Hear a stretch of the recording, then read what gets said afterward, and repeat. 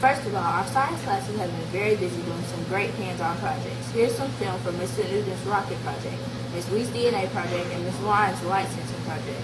First, let's take a look at Mr. Newton's rockets.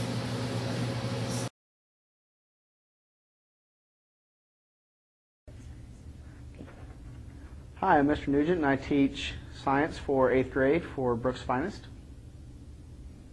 Well, I wanted to have students apply Newton's 3 laws, and I wanted them to build a rocket that would incorporate those 3 laws into their design.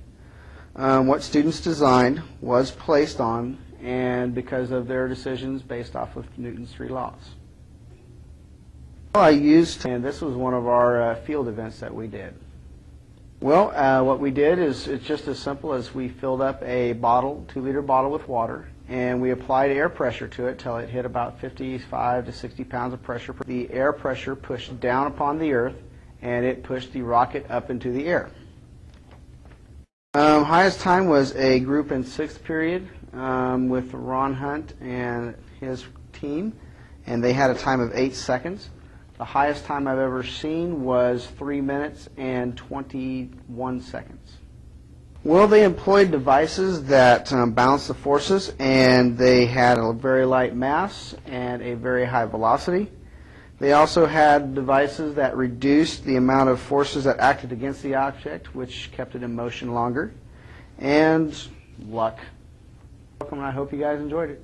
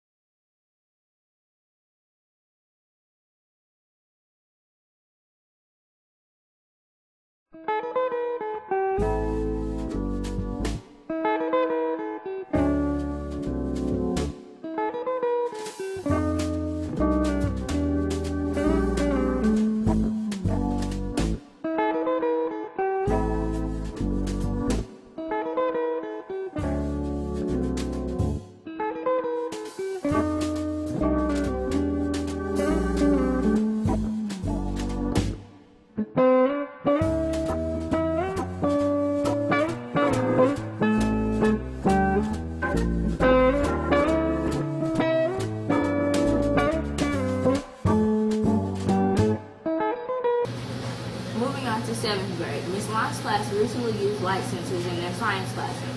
Her students measured the present reflectivity of various colors and materials. They used the light sensors to measure light reflection values on different colors of paper. Then they compared these values to the reflection of value of aluminum foil. Next, they used a math formula to figure out the percent of reflectivity. After doing that, they were able to make conclusions about the reflectivity of other materials. The 7th grade students used several types of technology in this experiment. In addition to the sensors, they used Synchronize and Veer in their lab. They did an awesome job of connecting science, math, and technology.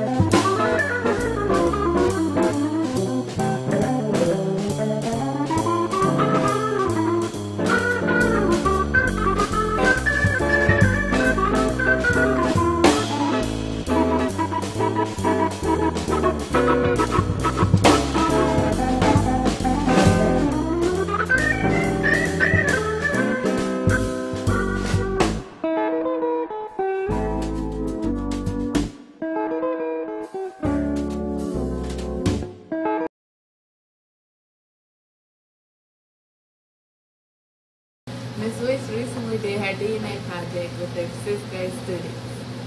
With this project, they studied cells and the cell cycle. The students learned a little about DNA as they were studying cells. They then did an activity that allowed them to extract their own DNA. The students spit into a test tube and added a DNA extraction substance.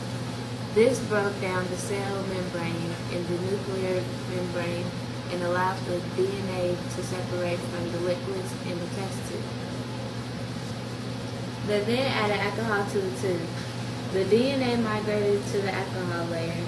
The students took a wooden stick to take the DNA out of the tube and put it into a little container to wear around their neck. The students thought this was a really cool project.